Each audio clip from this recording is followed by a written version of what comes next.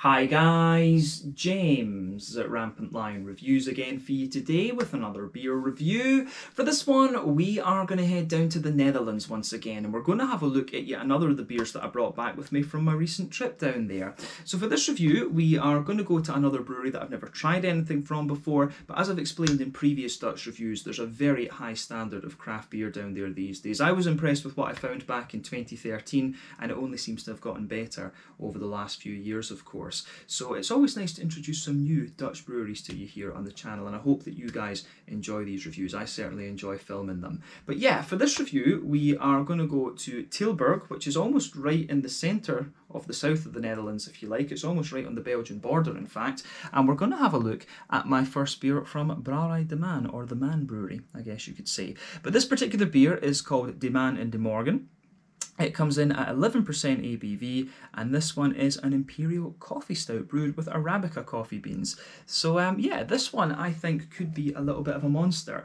As I've told you before as well, I'm really into coffee stouts these days. I don't actually drink coffee, but I do enjoy coffee beans as an adjunct in Imperial Stouts, and that came about mainly because of Dugas Brouwerij in Gothenburg here in Sweden. So if you're watching in the Netherlands and you see some Dugas Brouwerij Imperial Stouts, especially coffee ones, I would highly recommend you have a go of those. Those are beautiful beers, but definitely nice to have a Dutch coffee stout here on the channel. I think this is my first ever Dutch coffee stout, come to think of it. I could be wrong on that, right enough, but yeah, nice to introduce another Dutch brewery here on the channel as well. And like I said earlier, I hope that you guys enjoy this one. I'm certainly very curious, and hopefully it turns out to be another interesting beer. So this beer was bought at the Bierwinkel in Leiden in the Netherlands, which is an awesome beer shop. Leiden is a beautiful city, home to the Netherlands' oldest university, which has the oldest astronomy school in the world, incidentally. So if you find yourself in Amsterdam or Den Haag, I would recommend that you go down to Leiden, because there's a very good beer shop there and nice places to see. But a big shout out to Peter there. He's got an awesome selection of different Belgian beers, a lot of interesting Dutch craft beer, as well as a few interesting things from abroad as well. So that shop is most definitely worth checking out. He's got a fairly impressive selection of whiskey as well, from what I remember. But if you're interested to take a look at my beer shop video that I did, and you can also find some of the links to his social media down there as well. Since this is a Dutch beer review, a special shout out to my very good friends in the Dutch Beer Collective. We have Remy Den Dupe, who is Beer Geek Holland, the original Dutch beer tuber. Then we have Thomas Hoendam, who is Thomas Open, my lover, of course. We have Herben Kaspers, who is Dutch Beer Geek. He is the black IPA slag. He loves his black IPAs. And then we've got the newest member, Douglas Hesselman's Beers with Douglas, and he's the most gangster of them all. So do make sure you go and check out these guys. I'll put the link to the Dutch Beer Collective page for the Instagram and the Facebook, and from there you'll get access to all 4 of their channels. They're all doing some really nice videos. They're filming reviews in English and Dutch. So do make sure you go and show these guys some love, and you'll no doubt see them on some of my live streams here on the channel at some stage as well. But yeah, go and show them some love anyway. But let's crack on with this review then. I always enjoy these Dutch reviews, and I feel that I'm at a stage where I need an Imperial coffee stout. So as always with my reviews then, I'll tell you a little bit about the brewery before we taste the beer. If you want to get straight to the tasting, just fast forward. All the usual links are in the video description below. That's the brewery website, the link to my other reviews that hopefully I can do in the future from Brouwerij De Man. This is the very first time I'm trying one of their beers, as I mentioned, but there's all the usual social media down there. If you want to see more reviews, do please consider subscribing to the channel. The whole channel, of course, has a geography based tagging system, so you can go into the homepage and search for beer based on country, city, state, county, province, prefecture, whatever it is you happen to be interested in. Do check out the playlists of beers from different countries. There is one there for the Dutch beers that I've reviewed for you, and that's being added to quite regularly at the moment, and I'm sure we'll be able to add to that regularly going forward as well. And as always, please do get in touch and let me know some of the other beers and breweries that you guys would like to see me review. It's always great to hear from you guys that are watching the videos, and the support that you show the channel is hugely appreciated. So anyway, to tell you a little bit about Brouwerij De Man then, on to my brewery notes. So, as I've mentioned to you already, Brouwerij De Man are based in Tilburg in Noord-Brabant in the south of the Netherlands. It's almost right in the centre of the southern border. the country with Belgium, but the brewery was founded back in 2018 by Kiki van Beerendonk and Tom van Esch. So these guys apparently have known each other since school. They've been beer enthusiasts for a long time, but this brewery is kind of like a side project for them. Kiki works as a graphic designer and also in visual design as well, while Tom works as a warehouse manager. But apparently this whole thing kind of came about in 2017 on Christmas Eve. They were hungover and they joked about starting a brewery together, and then a few months later in April of 2018 they went for it. But these guys specialise in high alcohol dark beers. They don't really like IPAs actually, but they don't brew anything below 8% ABV. But they put a lot of jokes on their labels as well, because they say that when you have one of their beers, fun times will be had after it. So their slogan is strong beer, strong stories. But these guys operate as a gypsy brewery, and they brew around 10,000 litres of beer per year. And as of May 2021, when I'm filming this review for you, these guys have produced around 7 different kinds of beer according to Untappd. So you will no doubt see a few more from these guys over the next little while. But a very, very small operation, and yeah, definitely cool to be able to feature these guys here on the channel at such a kind of early time, if you like, in their history. So yeah, that's all I can really tell you about Brouwerij De Man for the moment. There wasn't too much information available on these guys, but you know, that kind of tends to be the case with newer breweries and with gypsy breweries a little bit as well. But yeah, thank you to Kiki as well for helping with a little bit of information through Instagram and things. She messaged me. I messaged her and she messaged back through Instagram, which was great. But yeah, that's all I can tell you for the moment. So if you want to learn more, you can check out the brewery website. You can follow them on Facebook and Instagram to keep up to date with all the latest goings on. And you can, of course, check out the Rate Beer, Untappd and Beer Advocate pages to learn more about all the different beers that these guys have done. So yeah, let's crack on then and have a little look at this beer. So as you can see, the artwork on this one is quite straightforward actually. De Man and De Morgen, the man in the morning, as I mentioned earlier. There you can see the Brouwerij De Man symbol on the side there. If you go on the website, you will see that. But it says, yeah, underneath it basically says, Brouwerij De Man from Tilburg brews nothing under 8% ABV, and we were founded in 2018. Now there's all this stuff on the side here as well. So what I'll do is, what I actually did was I typed this out into Translate to give you a proper idea of what's going on with this, because it did say that the jokes, they do like putting jokes and silly stuff on the labels of their beer. So what this actually says is, where would we say, so it actually asks here, why do you read the side? Now that you're here, you might as well read the rest. So pitch black, that's the beer you're going to drink. As black as the first cup of coffee in the morning to get you through your day. That first, what would that be? That first sip, I think. That first sip. Yep, that first sip, you can almost do it, followed by the recognisable warm character of a real naughty. So yeah, I like that. And it says on the side here as well, this was another thing I thought was quite funny, the nutritional value, 3 slices of bread. So you can replace breakfast with this. This could be a very good breakfast stout for you. But yeah, this one I think could be really interesting. But it says, when it says THT, I don't know if this is supposed to be, because it says 2081, is this meant to be like a best before date? And I just don't know the Dutch words for that. But yeah, potentially. But yeah, as I said, this one is brewed with 100% Arabica coffee beans as the adjuncts. So yeah, this could be quite interesting. As you can see, it's a 330ml bottle. I still had the price tag on this before I filmed the video, and apparently this one cost me €5. So that's about £4.50, and I guess about $6 American for those of you watching in different parts of the world. But yeah, 11% Imperial coffee stout, this one. This thing I think should be a little bit of a monster. So let's get it out and get on with the tasting then. I'm really curious to see what this has in store for us. And like I say, I think this could well be my first Dutch coffee stout. So that's always interesting. As I say, a style that I have gotten really into thanks to Dugges Brouwerij in Gothenburg here in Sweden. But let's get this guy out and we'll get on with the tasting then. Yes. So, oh, actually, you can see, I didn't realise that. You couldn't really see it when the beer was still in the bottle. So it says Russian. I didn't even realise that was like a sort of transparent label, but look at that. It says spiced Russian Imperial Stout, this one. So yeah, If it's a Russian Imperial Stout, we'll be in for a big bitter beast of a thing.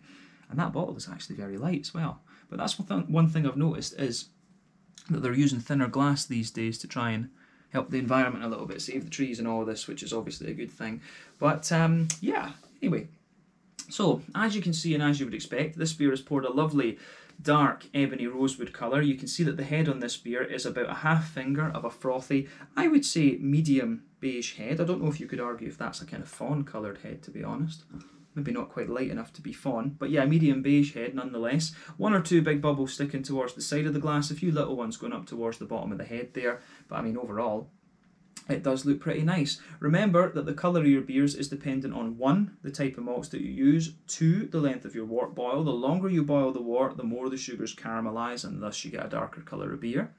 And yeah, a big Imperial Stout like this is probably going to undergo a boil of like 4 or 5 hours, something like this.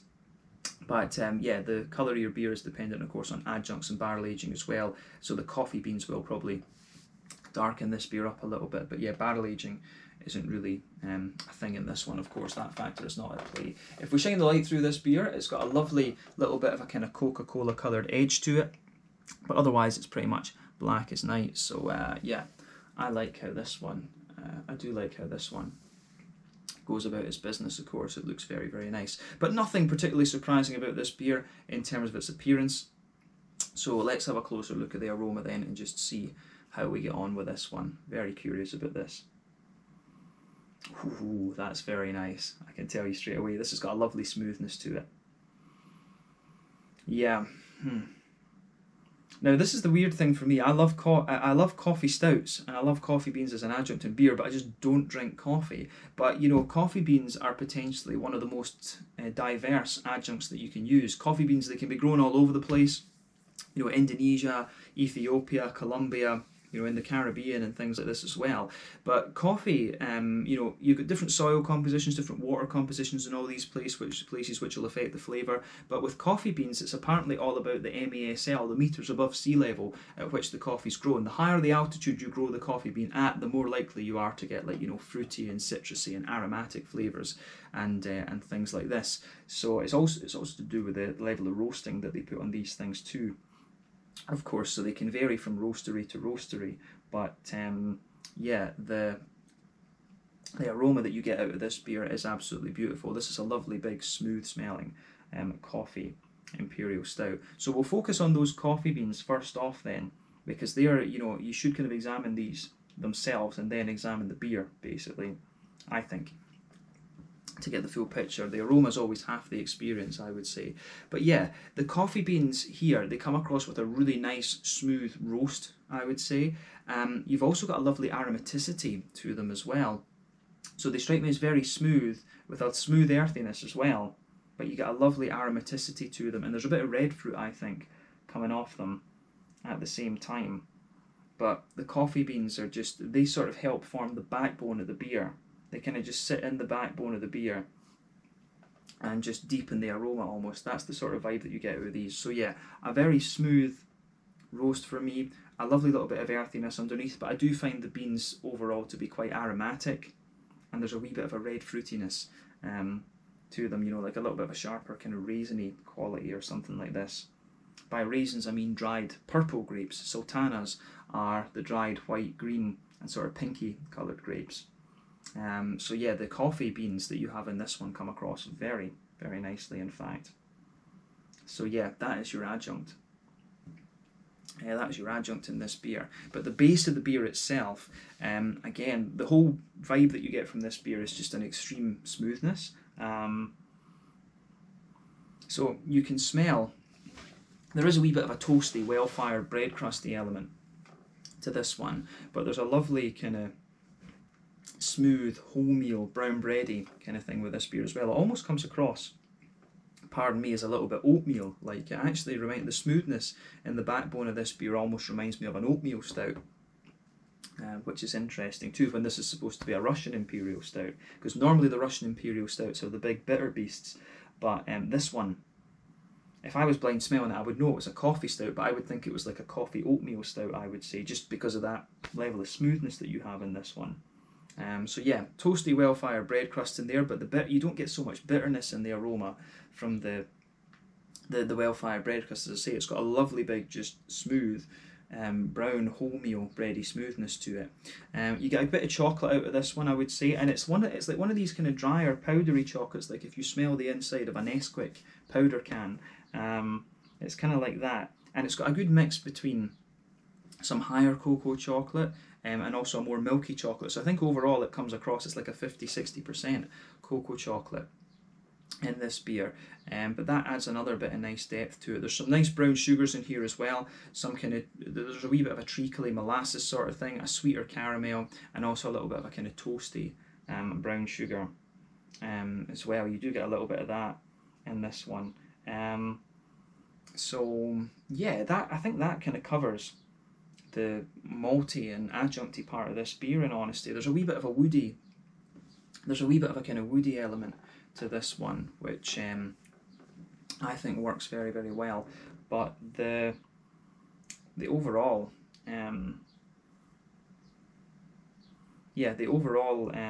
aroma of this beer, it has a very, very smooth vibe to it. I think this is one of these beers that will smell like really smooth and almost slightly sweet in the aroma, but I think it will really open up to be a bit more bitter and things in the flavour. We'll just need to see.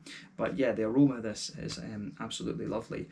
And I guess one of the other things to consider is that maybe the yeast is contributing to the smoothness a little bit. On the hoppy side of things then,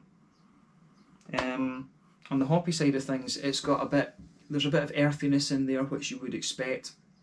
There's a wee bit of a smooth kind of herbal quality to a degree too, but I think it's the earthiness, the smoothness of the earthiness kind of dominates that. There's a little bit of floral aromaticity, some light grassiness as well. I'd be curious to know what hop is in this. Could it have a little bit of like Northern Brewered or something? Because it's almost got a little bit of that German vibe to it. But I think, when it's a big beer like this, it's more likely to have an American hop in it, like Summit or Eureka or something like that. So yeah, the green component for me is very, very smooth in this one. I'm trying to think if there's a Slovenian hop. The Slovenian hops are always the smooth, noble ones. Galena maybe?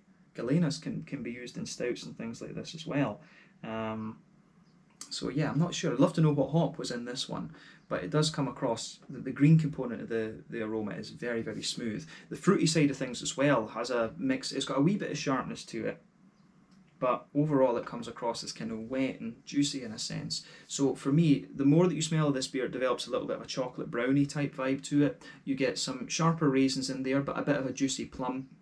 There is an element of kind of phenolic quality to this, and it does say on the side of the beer that there's sugar in this one, so that's a common technique with like triples and quadruples down in Belgium and things. They put a bit of brew sugar in them and you get a wee phenolic element. You can detect a little hint of that in this beer, that sort of cough syrupy medicinal type thing. You do get a wee bit of that in this beer, but there's a bit of figgy quality to this one. There's some nice blackberry elements and a wee bit of a kind of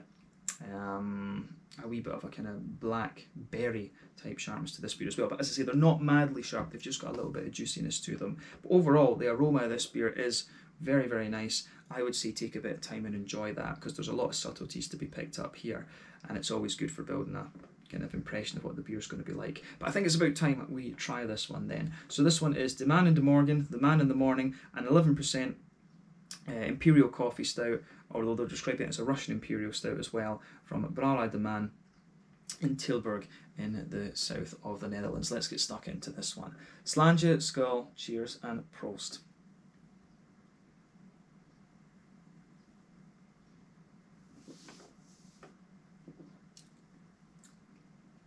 Ooh, now this is interesting. For an 11%er, this has got a remarkably kind of light and drinkable mouthfeel to it.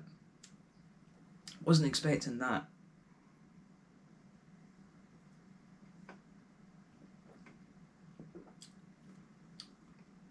But I'm going to say that is a solid beer. I'm just surprised at how light it feels. It's got a lovely light and clean sort of vibe to it. And it is definitely a little touch more bitter than the aroma would have you believe. But the other thing to remember is, I don't know if maybe Dutch drinkers would find this a bit thicker than I do. In Scandinavia, we get our Imperial stouts are ridiculously thick I'm yet to find breweries anywhere in the world outside of Scandinavia. Maybe we can include Finland in that, so maybe it's better to say the Nordic Imperial stouts. Iceland have got some beasts as well. So maybe, yeah, it's difficult to find stouts that are as thick as the Nordic ones. And I've always found this with some of the big American stouts and things. I don't find the mouthfeels of those madly thick. But we're spoiled in this sense. So to me, this beer, in terms of an Imperial Stout, I'd say this is actually one of the lighter mouthfeel ones that I've come across, generally speaking. But we'll examine that a little bit more later. Maybe it'll thicken up a wee bit the more that I drink of it. And I did have it sitting outside the fridge for a little bit before we started filming. But yeah, in terms of flavour composition though, this thing is absolutely solid. So yeah, this is pretty damn nice actually. So thumbs up to Brouwerij De Man for this. Need to see what other beers they've got and see if I can get a hold of some of those later. That would definitely be cool.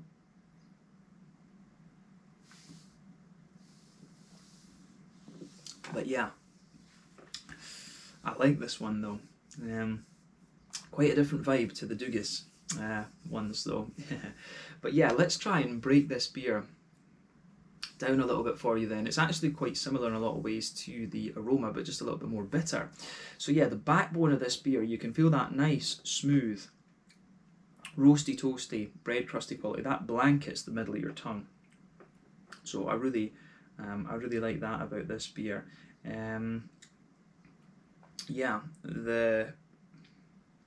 it's absolutely lovely actually. I mean, it's very nice.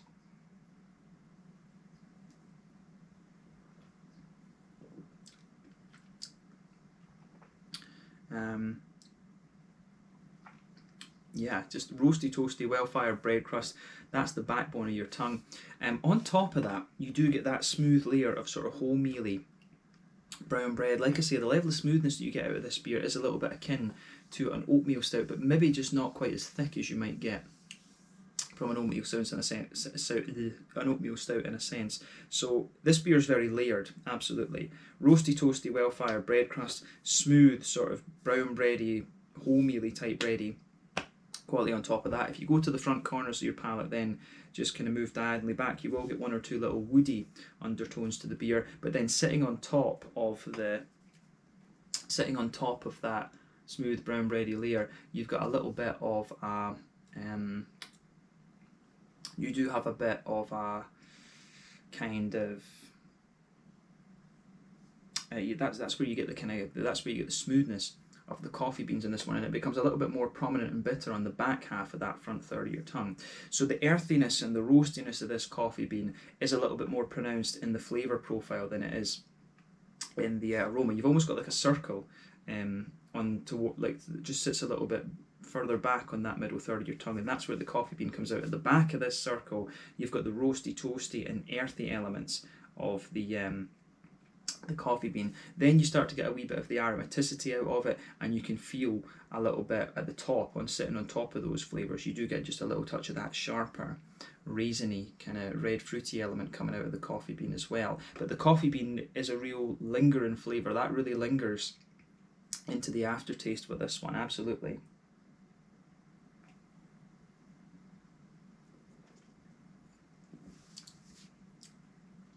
But yeah, the coffee bean side of this one is quite nice. It isn't like an overly, it's more like an Imperial Stout with coffee rather than a coffee Imperial Stout, if that makes sense. The coffee kind of just, it sort of adds a bit of depth to the flavour, but it doesn't sort of dominate and play a big role in the same way that the Dugas beers that I talked about earlier would. This one, yeah, it's more like the coffee is part of the beer rather than the main focus. But I think it really does its job very nicely, actually. So yeah, I think that covers the coffee side of the beer quite succinctly, I think. But yeah, sitting on top, if you move into the front half of that middle third of your tongue, that's when you get some of the chocolatey elements to this beer. It's got quite a dry, sort of powdery chocolatey note to it, maybe a 60-70% cocoa vibe. In the very centre of your your palate though, there's a nice little bit of a kind of brown sugary element in there in the very centre of your of your palate, you've got a wee bit of a kind of, I don't know if I could quite describe it as treacle and molasses, but there is a wee bit of a kind of big brown sugar to this beer.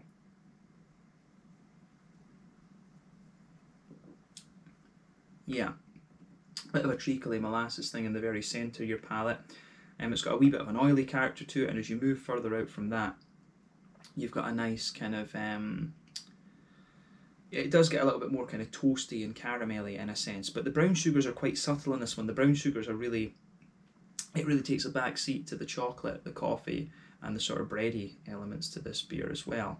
But overall, this one is quite an interesting beer. I'm just surprised at how much flavour you can pack into a beer that is relatively light in its mouthfeel. If I was blind tasting this, I actually reckon I would think this is a porter.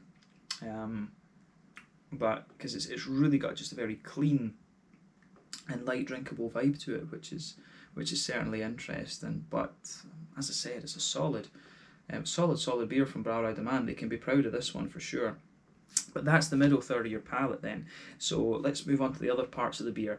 So on that border region between middle third and back third of your palate, you get a wee bit of a bready build up again, and a bit of a toasty black sugar, roasty black kind of grainy kind of thing there. The back third of your palate, there is a bit of the coffee smoothness kind of pushes through there as well, but you can feel some of the more roasty, toasty, bread crusty notes, and it's also got a little bit of smoothness to it. Sitting on top of that back third of the palate though, you've got a nice, you do have a nice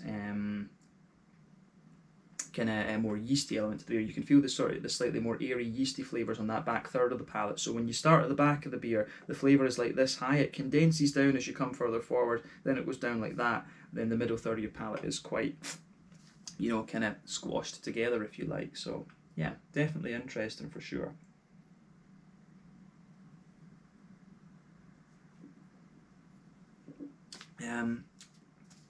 But yeah, the middle part of the palate and this one is really nice. This is where all the complexity of the beer is, of course, and as you go further into the aftertaste, some of the aromaticity of the coffee pushes its way out a little bit more, and also some of the woody elements. But the hoppy side of the beer is quite straightforward. Back corners of the palate, you've got a good little bit of earthiness to this one. And as you move further forward, the earthiness does spread forward quite a little bit, and you do get a good little bit of a floral aromaticity on the front corners of the palate. Then round the front curve of the tongue, the beer is slightly lighter and more kind of grassy in a sense. It's got a wee bit of zestiness to it, and as I would say, the hop flavours in this one are a little bit different from the aroma. They're not quite as smooth as the aroma would give you the impression of actually. But yeah, on that front third of your palate there, it goes together very, very nicely actually.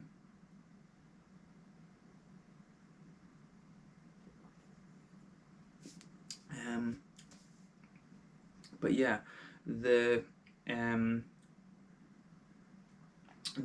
fruity notes in this beer as well are also quite interesting. I'd always say the fruitiness comes out on that front third of your palate. So again, border region between front third and middle third of your palate, you can feel a little bit of a bready build up there. There's a roasty toasty black malty character in there. There's a good wee bit of a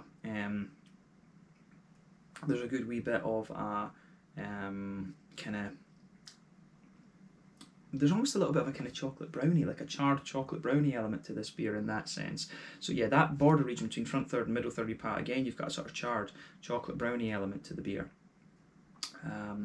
which I can certainly appreciate. But yeah, the backbone of that front third of your palate, again, it's a sort of mixture between a toasty, well-fired bread crust and the smooth bread, but I think the toasty bread crust actually is a wee bit more prominent on that front third of your palate, but on top of that you get that nice oily bubble where those juicy fruity esters roll their way out of the beer. But yeah, if we go to the back of the front third of your palate again, you do get a little touch of a slightly phenolic type thing in there, a wee bit of a kind of medicinal cough syrupy kind of thing, but on top of that, a little bit of a sharp raisin, a little bit of a juicy plum, but then with some of these phenolic-y, cough syrupy type things mixed in. And as you move further forward from that, the beer does develop a little bit of a figgy quality, and then in the front half of that front third of your tongue, you get a wee bit of a blackcurrant, and then a sharper blackberry kind of sitting on top of this one. But the fruity flavours are kind of quite wet, and they're certainly not the most oily fruity flavours that I've come across in one of these beers before. But yeah, that it kind of is in keeping with the rest of the flavour profile of this beer, really, to come to think of it. But when you first take the beer in initially, the fruity notes do have a little bit more sharpness to them, I would say. They are a little bit sharper in the beginning, but they sort of mellow out a little bit, could we say. But yeah, I think that kind of summarises the flavour of this beer quite nicely. I say summarises, my reviews are always long. But yeah, I think that describes this beer pretty comprehensively, to be honest. In terms of the mouthfeel, like I say, overall, this beer is definitely one of the lighter Imperial Stouts that I've come across in recent times. It's really, to me, this comes across as a very wet and clean Imperial Stout. But at the same time, if I, as I said earlier, if I was to try this beer, I would probably think this was a porter. It covers its alcohol really well. At the same time, I'm surprised that they can have an 11% beer with this light a mouthfeel. So yeah, I think it works. You know, sometimes maybe I would say, oh, this beer could do with a bit of a thicker mouthfeel, but this one doesn't. It goes about its business in a really nice way. They don't need to change this at all, I don't think.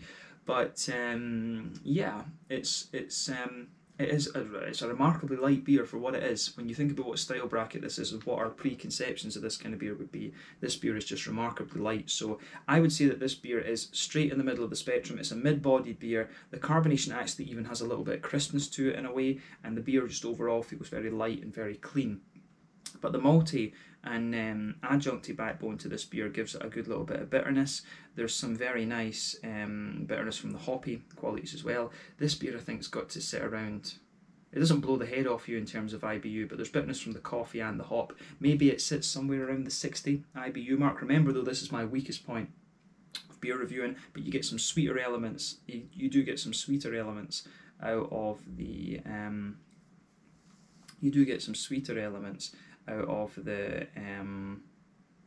this beer as well, in the malty side of things. Then you've got a nice little bit of a juicy, fruity kind of vibe to the beer also. So I think that summarises this one fairly well.